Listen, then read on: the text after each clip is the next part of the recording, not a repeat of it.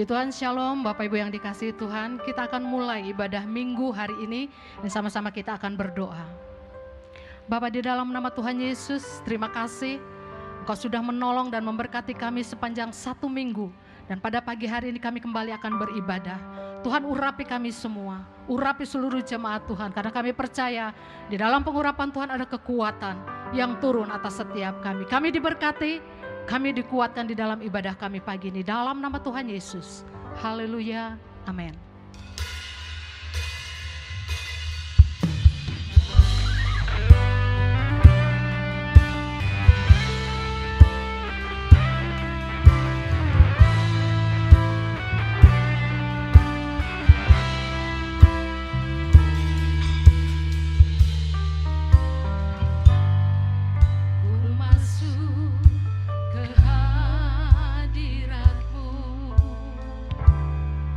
Di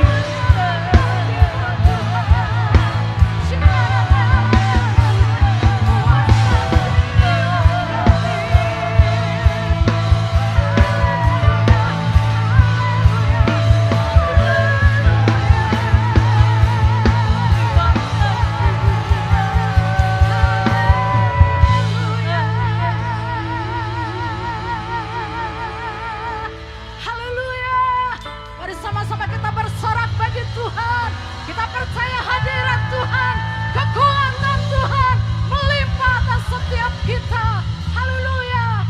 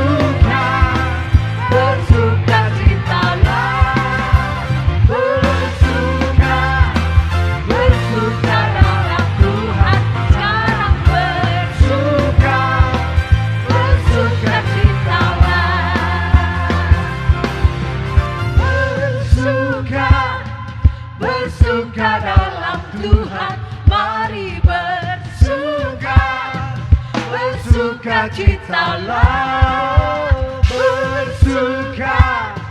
bersuka dalam Tuhan. Sekarang bersukacitalah.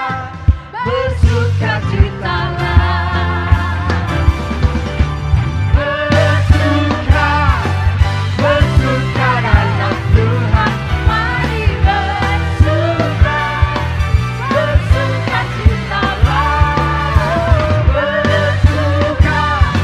Bersuka dalam Tuhan. Sekarang bersukacitalah.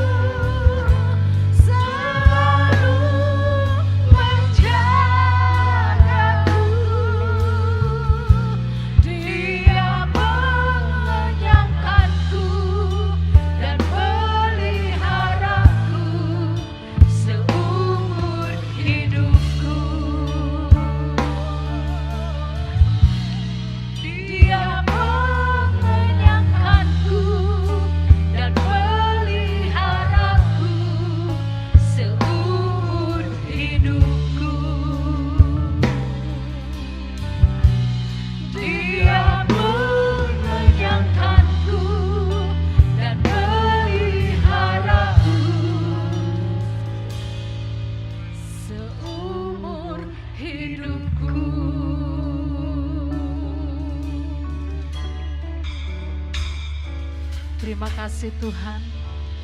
Berfirman-Lah buat setiap kami. Kami siap mendengarkan di dalam berkat nama Yesus. Haleluya. Amin. Shalom, jemaat GB Asia Afrika. Sebelum kita mendengar firman Tuhan, kita akan berdoa terlebih dahulu. Bapa di sorga, dalam nama Tuhan Yesus, terima kasih buat berkat berlimpah dalam kehidupan kami. Kau merawat kami sampai hari ini, kami tidak pernah kekurangan apapun yang baik. Waktu demi waktu, saat demi saat, bulan demi bulan, tahun demi tahun, generasi lepas generasi, Kau tunjukkan kebaikan demi kebaikan dalam kehidupan kami. Roh Kudus, cengkeram kami dengan kuat supaya tidak menyimpang kanan, tidak menyimpang kiri, tapi terus berpegang kepada panggilan yang ilahi. Pujian, hormat, kuasa, kemuliaan bagi nama Tuhan Yesus. Kau perisai hidup kami, Kau pagar tembok sekeliling kami. Tidak pernah ada yang jahat bisa menyentuh hidup kami. Engkau Tuhan, upah kami yang sangat amat besar. Di dalam nama Tuhan Yesus, yang percaya boleh berkata, amin. Shalom, jemaat GB Asia Afrika Bandung. Apa kabar? Senang berjumpa dengan saudara kembali. Masih ibadah online. Saya percaya bahwa iman kita memasuki tahun ini tetap kuat dan tidak tergonjang-ganjing oleh hal apapun.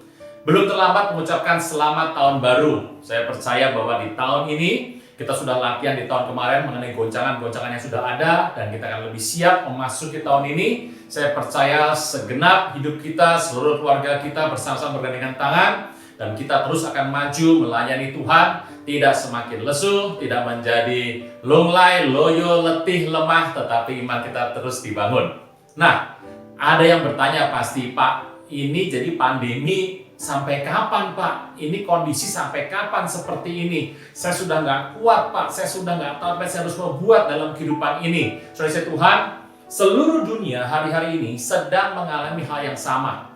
Melihat hal yang sama, mengalami yang sama, situasinya sama, ekonominya semua dalam kondisi yang sama, yaitu mereka penuh dengan pertanyaan di hati.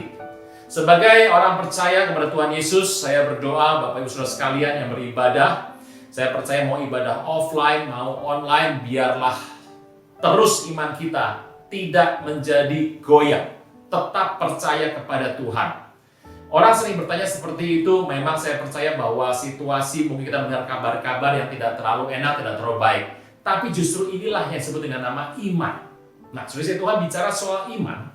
Coba dengar sebentar mengenai apa yang Tuhan sampaikan di kitab Perjanjian Baru terkait dengan iman. Iman itu ditulis dalam bahasa Yunani pistes. Kata yang sama ditulis dengan juga kata setia. Jadi kata iman digunakan kata pistes, sedangkan setia pakai kata pistes. Berarti iman dan setia itu adalah hal yang sebetulnya mirip. Saudara Tuhan, kalau kita bicara mengenai kata kesetiaan, ini orang bertanya, Pak, sampai kapan nih situasi terjadi? Ya, ini namanya setia ya begini.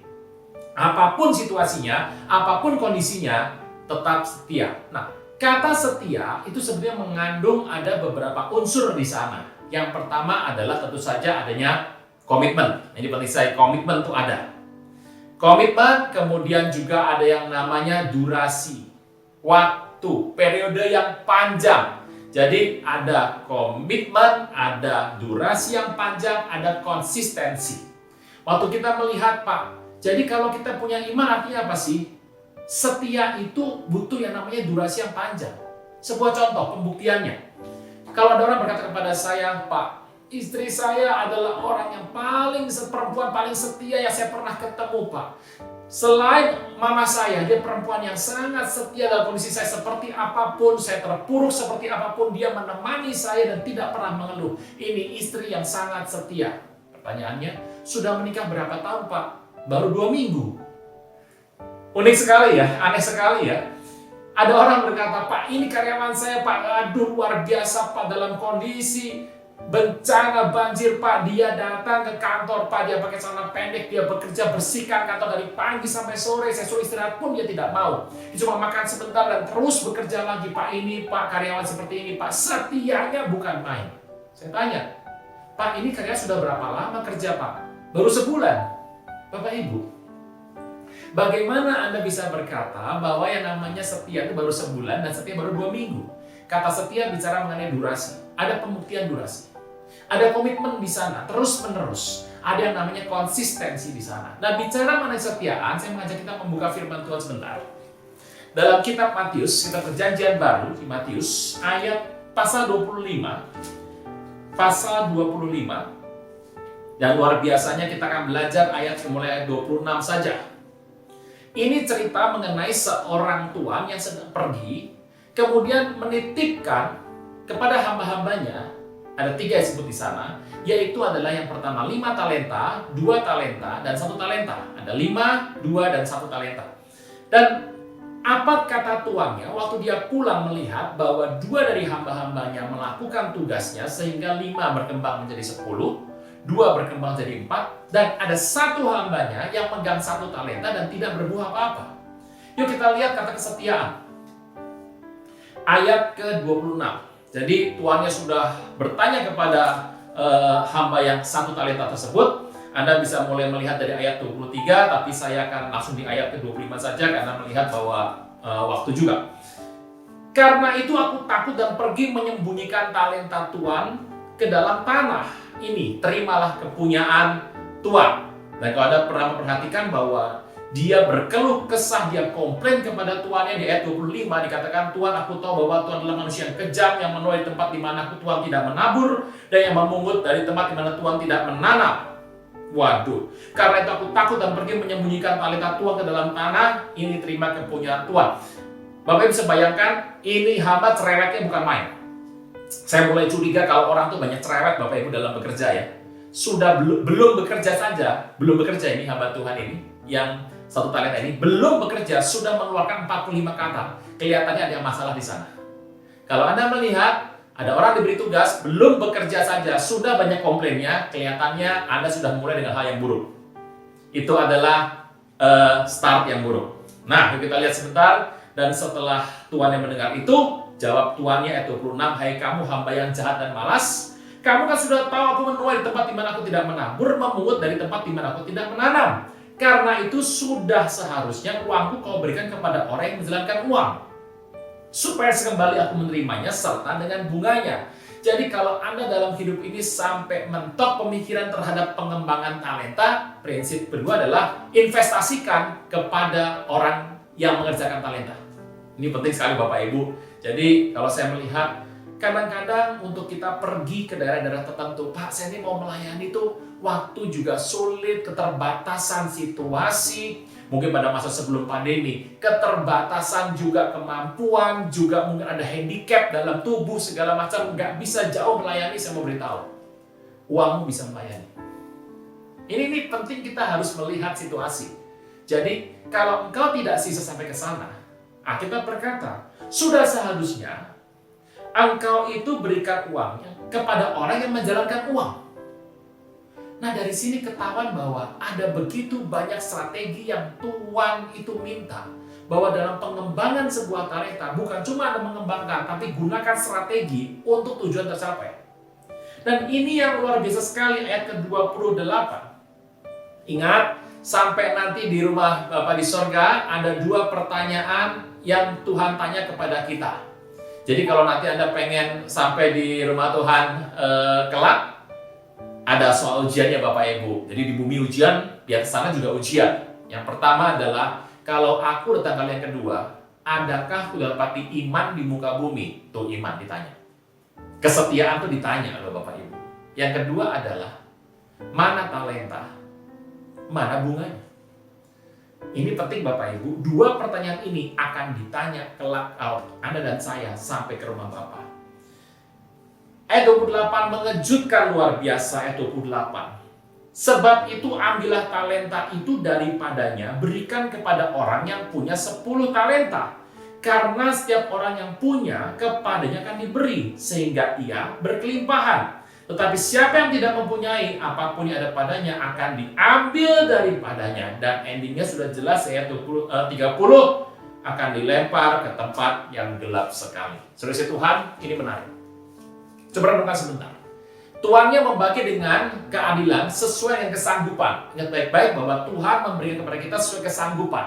Kerajaan sorga bicara mengenai sebuah kesanggupan. Makanya kalau Anda menerima hari ini sedikit, sepertinya berbeda sama orang lain, mengucap syukur.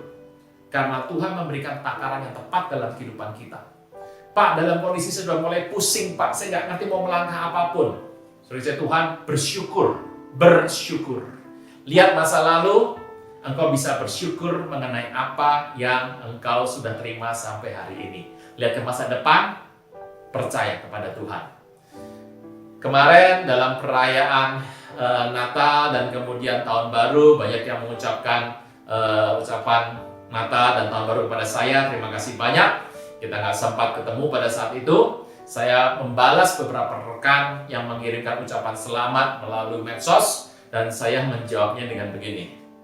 Lihat ke belakang dan mengucap syukurlah.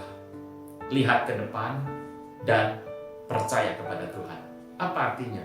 Kalau Anda melihat ke belakang, apa yang sudah terjadi, mengucap syukur. Tapi kalau ke depan, hal yang belum terjadi, yang kita nggak ngerti, trust God. Percaya sama Tuhan. Sesuai itu Tuhan, ini menarik sekali. Kita dikasih tepat ukurannya. Nah, kadang-kadang kita sendiri nggak pernah tahu ukuran kita itu sebesar apa, seluas apa. Kita selalu merasa diri melampaui apa yang kita punya.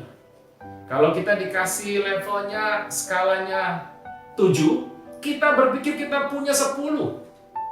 Dan kita mengejar 10, kita jatuh. Atau kadang-kadang kita itu punya 7 tapi berpikirnya minder, yaitu 2. Akibatnya semuanya hilang. Saudara Tuhan, ini yang menarik. Ada satu peristiwa di sini bahwa Tuhan itu memberkati engkau dan saya itu dengan takaran yang baik. Roma 12 ayat 3 berkata, hendaklah kita berpikir begitu rupa menguasai diri menurut ukuran iman. Berarti setiap orang punya ukuran iman. Nah, pertanyaannya 2021, ukuran iman kita itu apa? Renungkan sebentar. Tahun 2021, renungkan ukuran iman kita itu apa? Saudara Tuhan, Alkitab berkata, ada yang diberikan 5, ada yang diberikan 2, ada yang diberikan 1. Masalah utamanya adalah Tuhan sudah kasih berkat berlimpah dalam kehidupan kita. Tapi satu hal, kalau Anda membaca ayat ini, ternyata setiap orang itu ada 2 tipe, 2 jenis berkat yang dia terima. Pertama adalah berkat yang memang menjadi milik Anda. Berkat ini nggak bisa dikutak-katik, ini berkat adalah jatah Anda. Tuhan melihat sesuai dengan kemampuanmu, ukuranmu diberikan jatah ini. Makanya waktu Anda lahir, setiap orang tuh terima berkat masing-masing.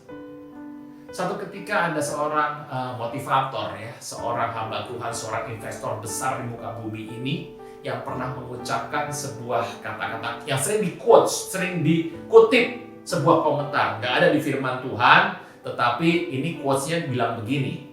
Kalau engkau lahir miskin, engkau tidak salah. Karena engkau nggak bisa milih. Tapi kalau engkau meninggal dalam kondisi miskin, itu salahmu sendiri. Saya tidak akan mengambilkan sebuah kata-kata yang tidak berasal dari firman Tuhan. Tapi simak baik. Waktu Anda lahir, engkau dan saya itu punya berkat. Dan berkat ini tiap orang beda-beda. Makanya kenapa ada orang yang lahirnya di tempat A, ada yang tempatnya B, ada yang tempatnya indah, ada yang di keluarga berada, ada keluarga kurang mampu. Ada yang lahir di keluarga orang terpandang, ada yang lahir, orang bilang di kastanya kasta bawah. Tetapi saya percaya bahwa setiap orang punya bagian masing-masing. Tapi yang menarik dari kitab ini adalah cerita perikop ini bahwa ternyata berkat Tuhan dalam kehidupan kita itu diberikan kepada semua orang, private konsepnya. Tapi ada satu berkat lagi yang engkau bisa dapatkan karena ada orang yang menolak, ada orang yang menganggap enteng, ada orang yang tidak melakukan jatahnya dan dipindahkan kepadamu. Makanya dalam kehidupan Anda dan saya itu ada 2 jenis tipe berkat. Yang pertama yang milik kita, yang kedua adalah milik orang lain, tetapi dipindahkan secara resmi oleh Tuhan kepada kita. Bukan diambil dengan kemauan kita ya, bukan. Diambil oleh Tuhan, diserahkan kepada kita karena orang itu tidak paham, tidak melakukannya, tidak mengerti, menganggap enteng dan tidak percaya. Berarti ada jadi jatah Anda itu bisa terhilang juga kalau engkau tidak percaya, menganggap enteng, dan engkau tidak melakukan dengan baik. Dari sini kita melihat, Bapak Ibu, tangkap ini baik, 2021.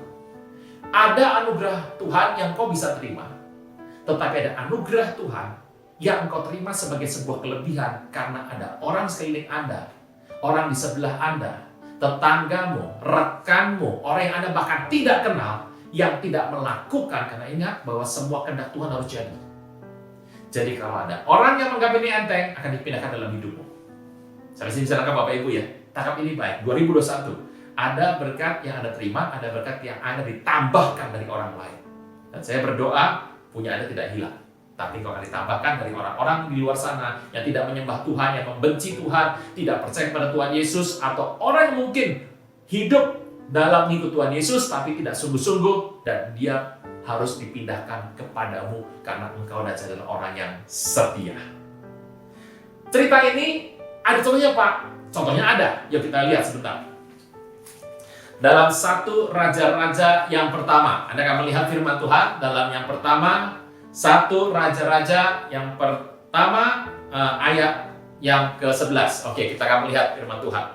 1 Raja-Raja pertama, Raja-Raja 11, pertama Raja-Raja 11, ayat yang ke-14.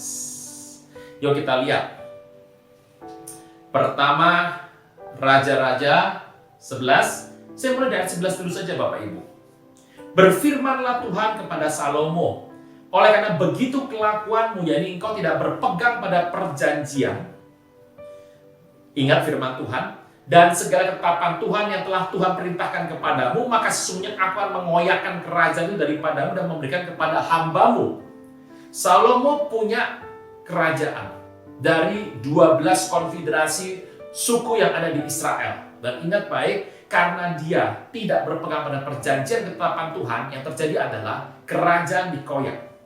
Hanya pada waktu hidupmu ini, aku belum mau melakukannya. Karena apa? Janji Tuhan pada Daud.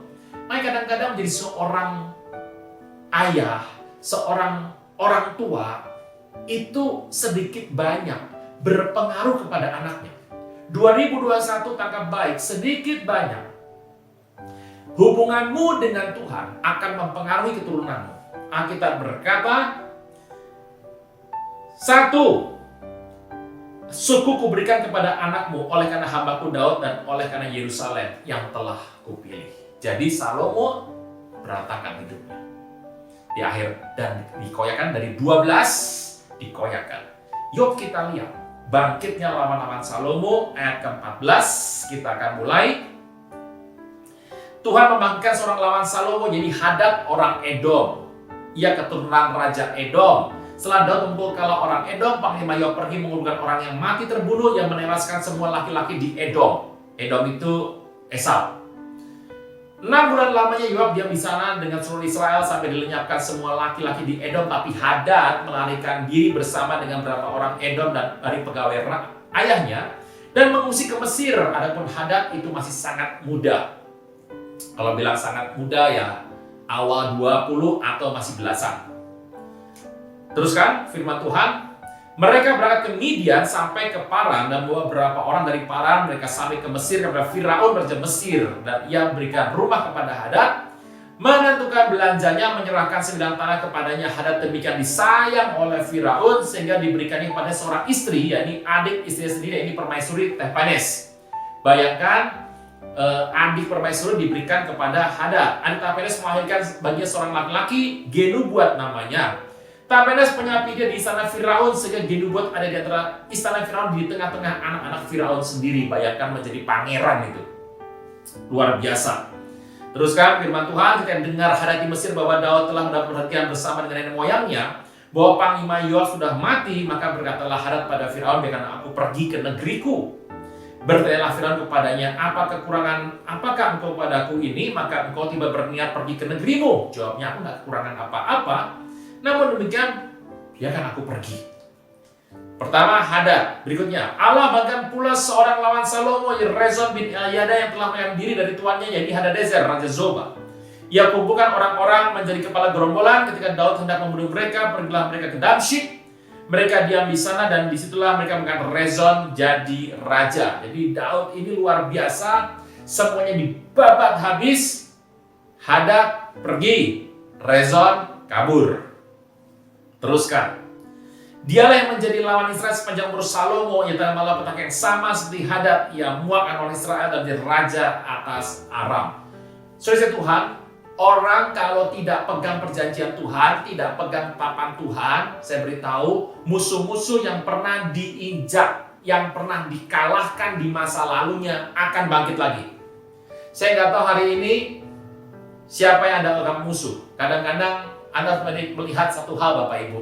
Kalau dalam kehidupanmu Anda bertobat, terima Yesus, melayani Tuhan, maka musuh-musuh, hutang, hubungan yang buruk, kemudian kondisi keluarga yang berantakan, sakit, penyakit, itu semuanya musuh. Semuanya dihalau oleh Tuhan.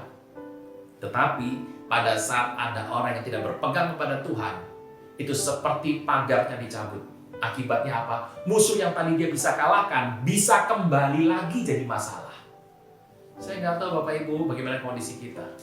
Daripada engkau dan situasi hidupmu stres melihat pandemi ini, pelajari firman Tuhan. Ada banyak hal-hal menarik di firman Tuhan. Teruskan ayat ke-26.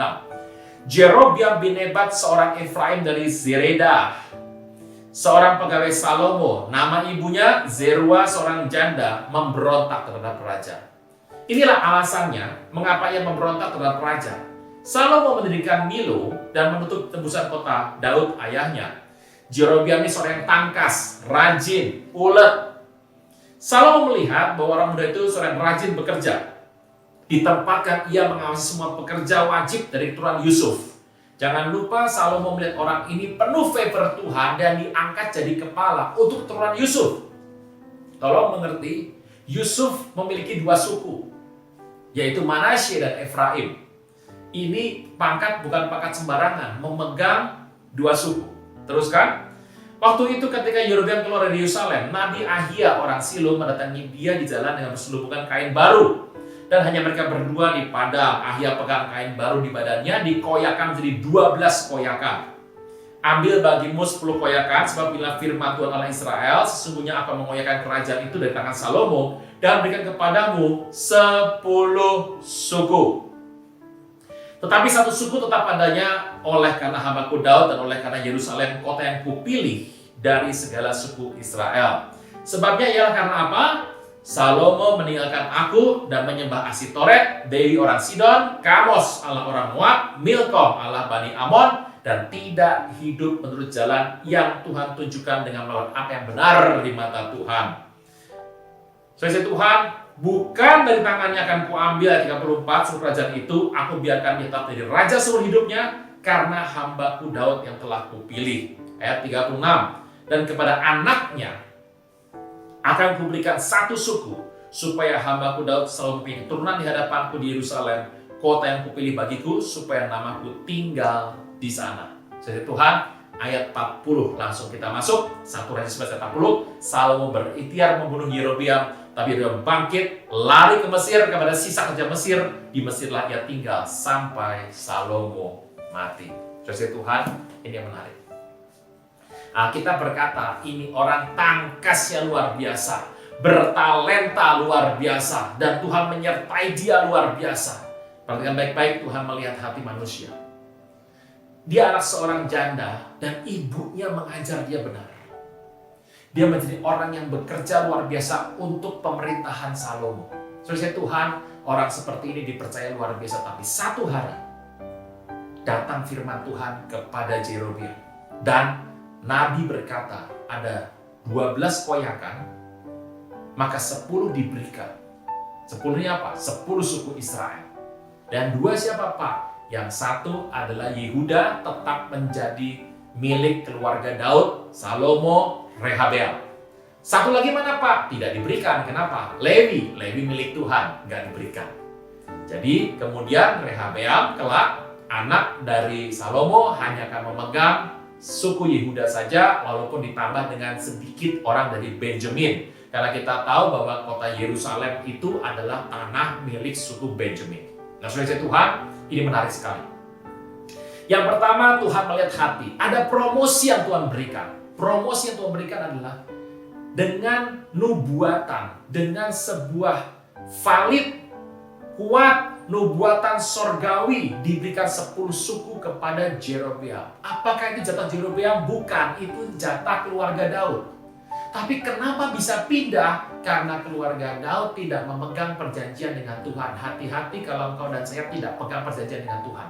Kita nggak pernah tahu bahwa bagian kehidupan kita sedang dikurangi, sedang dicopot, diberikan kepada orang yang tangkas. Saya berdoa engkau dan saya jadi orang yang bisa dipercaya oleh Tuhan. Orang yang tangkas, mau bekerja sungguh-sungguh untuk pekerjaan kerajaan sorga. Melakukan semua kehidupan dengan sungguh-sungguh di hadapan Tuhan dengan takut akan Dia. Berpegang pada perintah-perintahnya, tidak menyimpang kanan, tidak menyimpang kiri. Orang seperti ini, kalau Anda melihat firman Tuhan, diberikan 10 suku. Salomo mendengar ini, dia mengejar akan membunuh Jerobeam. Apa yang terjadi? Tuhan meluputkan.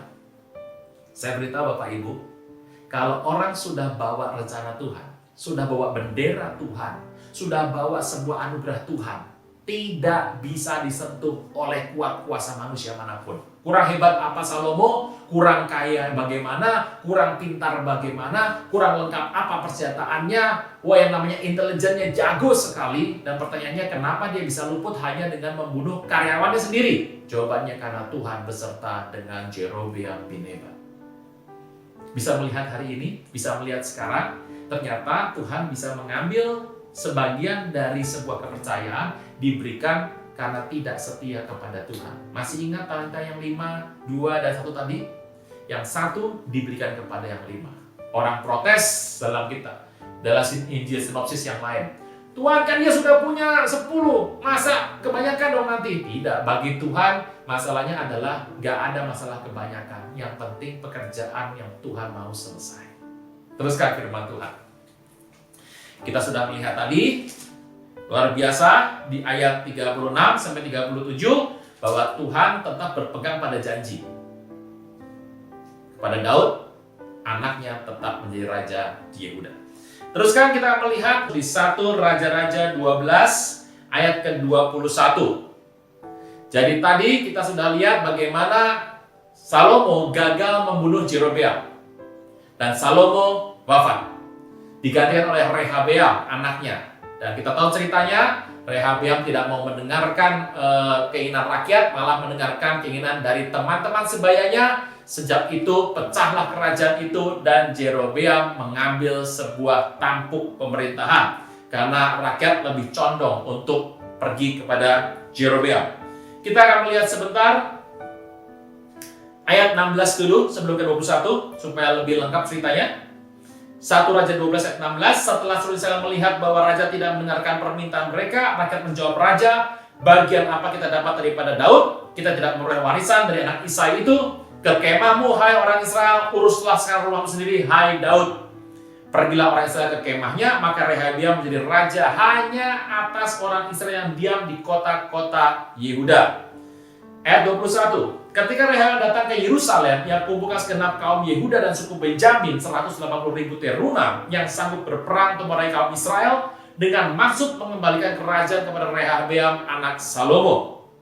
Tetapi tentang firman Tuhan kepada Semaya Abi Allah demikian. Katakan pada Rehabeam anak Salomo raja Yehuda, pada segenap kaum Yehuda Benjamin dan selebihnya dari bangsa itu. Jangan kamu maju dan jangan berperang melawan saudaramu orang Israel. Pulang masing-masing ke rumahnya sebab aku yang menyebabkan hal yang terjadi. Maka mereka mendengarkan firman Tuhan, pergilah mereka pulang sesuai dengan firman Tuhan.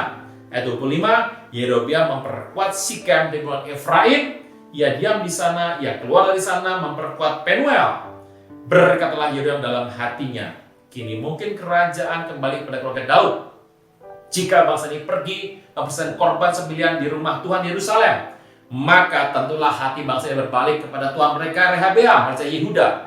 Kemudian mereka akan membunuh aku dan akan kembali kepada Rehabeam, raja Yehuda. Sesudah menimbang-nimbang, raja membuat 2 anak lembu jantan dari emas, dan ia berkata pada mereka, sudah cukup lama yang pergi ke Yerusalem, hai Israel, lihat sekarang Allah-Allahmu yang telah menuntun kau keluar dari tanah Mesir. Ia taruh lembu yang satu di Betel, yang lain di Dan. Bapak Ibu, menarik sekali. Apa yang terjadi? Rehabeam tidak bisa membunuh Jerobeam. Tuhan memberikan keluputan kedua. Jerobeam ini betul dilindungi oleh Tuhan. Salomo nggak bisa bunuh, Rehabeam pun nggak bisa bunuh. Kenapa? Tuhan mengubahkan hati orang Israel. Setelah dia mendapat ini semua, sebuah tambahan. Saya berdoa dalam hidup Anda, orang-orang sering Anda tidak mengerti rencana Tuhan, mengabaikan rencana Tuhan, biarlah engkau yang dipercaya oleh Tuhan melakukan kehendak Tuhan. Tapi ingat baik-baik, Jerobeam ini adalah orang minder. Pada saat dia menerima anugerah yang bukan kekuatannya dari Tuhan, dia lindungi 2 kali dari kematian. Dan dia ingat, orang Israel wajib setahun 3 kali yang pria harus pergi ke Yerusalem persembahkan korban. Jerobeam khawatir kalau orang Israel tiap tahun 3 kali pergi ke Yerusalem, nanti hatinya berpaut lagi sama Rehabeam. Kalau Rehabeamnya nanti bisa kumpulkan mereka, bisa-bisa aku yang kalah, kata Jerobeam. Kalau Tuhan sudah pernah lepaskan Anda dari masalah, percayai Tuhan, berikutnya. 2 kali Jerobeam diselamatkan Tuhan. Yang terjadi adalah dia tidak percaya untuk yang 3 kali. Setelah menimbang-nimbang, hati-hati dengan timbang-timbang yang bukan dari Tuhan, yang terjadi adalah dia kembali kepada dosa yang lebih parah lagi, yaitu membuat anak lembu tuangan dari emas, golden calf. Dan itu disebut sebagai Allah yang tuntun orang Israel keluar dari Mesir, ditaruh di Betel dan ditaruh di Dan. Itu menjadi jerat bagi hidup Jerobeam selama-lamanya. Saudara Tuhan, renungkan. Kadang-kadang dalam kehidupan ini, waktu kau berjalan, kau punya apa hari ini? Kita punya apa hari ini? Memang itu jatahmu.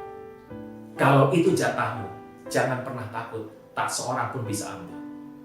Waktu Jerobeam percaya kepada Tuhan, sekelas Salomo dan Rehabeam tidak bisa menyentuh kehidupan Jerobeam. Apa yang kau punya hari ini? Jangan khawatir masa depan. Pak, nanti bagaimana? Pak, nanti bagaimana? Baca firman Tuhan, karena firman Tuhan cerita sampai akhir zaman. Semua tertulis di firman Tuhan, dan apa yang kita harus buat ada di firman Tuhan. Kalau engkau mengarahkan hatimu kepada Tuhan, tidak satu pun orang yang bisa mengambil daripadamu. Tetapi ingat, engkau harus percaya kepada Tuhan.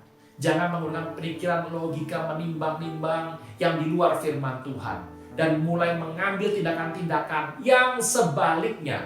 Mendirikan kembali, dia membuang, diminta Tuhan menghancurkan dewa kejijikan. Dia membangun kembali yang namanya anak lembu tuangan dari emas. Saudara Tuhan, firman Tuhan mencatat seperti itu. Dan tahu kisah akhir dari kehidupannya? Kesetiaan itu sebetulnya adalah hal yang tidak mudah untuk bisa dilihat. Kenapa? Diri sendiri yang tahu. Saudara Tuhan, apakah Anda setia apa tidak? Orang lain nggak tahu. Yang tahu adalah diri sendiri. Saya berdoa hari-hari ini engkau bisa menangkap kisah ini. Dapat dipercaya oleh Tuhan. Di tengah goncangan hari-hari ini, berdoa supaya kita kuat. Setiap pagi, saya berdoa kepada Tuhan. Waktu saya bangun pagi dan saya tidak berbicara kepada orang, saya tidak akan sarapan terlebih dahulu, bahkan saya tidak akan mandi terlebih dahulu. Yang pertama saya buka mata, saya akan mulai berdoa dan menyebut nama Tuhan. Dan dalam doa saya, selalu ada sebuah sisipan doa yang saya lakukan dari sejak lama, yaitu adalah Tuhan, andai kata hari ini ada orang yang tidak percaya, tidak melakukan, mengabaikan, menganggap rendah, menganggap enteng perintahmu, dan yang menyia-nyiakan semua talenta yang diberikan. Kalau engkau berkenan, kuatkan hambamu untuk mendapatkan bagian itu. Terus kita bisa bayangkan ya, setiap pagi. Jadi kalau hari ini Anda ada yang enggak sungguh-sungguh, ada yang enggak enteng, jangan-jangan bisa pindah kepada saya. Kalau ada yang menyia-nyiakan, menganggap enteng, membuang, dengan sengaja tidak sengaja, dengan menganggap enteng semuanya, meremehkan semuanya. Kalau Tuhan berkenan, saya berdoa, beri saya kekuatan Tuhan untuk bisa mengelolanya. Saya nggak tahu berapa banyak sudah ada, tapi saya percaya bahwa rencana Tuhan itu ajaib dalam kehidupan kita. Jangan menjadi khawatir, berapa lama pun Bapak Ibu, pandemi akan berakhir apa tidak? Saya tidak pernah tahu. Tapi mau berakhir dan tidak berakhir, itu bukanlah bagian dari kita. Tugas kita adalah menyelesaikan amanat agung. Tugas kita orang percaya adalah tetap melakukan apa yang Alkitab perintahkan kepada kita. Urusan dunia, mau selesai tidak selesai, bukankah kita hidup dalam perlindungan ilahi? Bukankah kita hidup dengan anugerah ilahi? Selesai Tuhan, 2021, miliki komitmen, konsisten, dan terus bertahan dalam segala hal. Karena akan tiba satu waktu nanti, Tuhan menjemput kita. Saya percaya, baca lagi kisah soal talenta kesetiaan, dan lihat bagaimana tangan Tuhan memilih Jerobeam. Dan bagaimana akhirnya Tuhan membuang Jerobeam, menghapuskan sama sekali kaum keluarganya, karena dosa yang dia buat. Apakah sampai sini Tuhan salah pilih orang? Tidak. Selalu akan ada respon manusia yang juga akan dilihat dalam setiap rencana Tuhan. Saya percaya Tuhan kita kekuatan, keteguhan untuk melangkah sepanjang tahun ini. Kita berdoa. Bapa di sorga, berkati berlimpah-limpah umat-Mu yang mendengar rekaman ini, beribadah, di mana kami berada, kami percaya setiap talenta kami sudah terima. Kami akan menemukannya, mencari, mengidentifikasikannya, mengembangkannya. Dan apabila kami dipandang layak, ada pihak-pihak lain, orang-orang lain yang tidak layak untuk mengembangkannya, bila ada rencana Tuhan yang indah, kami dikuatkan untuk bisa mengelola tambahan tersebut dengan setia. Seperti kata Tuhan dikatakan bahwa janji Tuhan setia kepada Daud yang hatinya berpaut kepada Tuhan. Dan kalau Tuhan sudah memilih seseorang, perlindungan sorgawi ada dalam kehidupannya.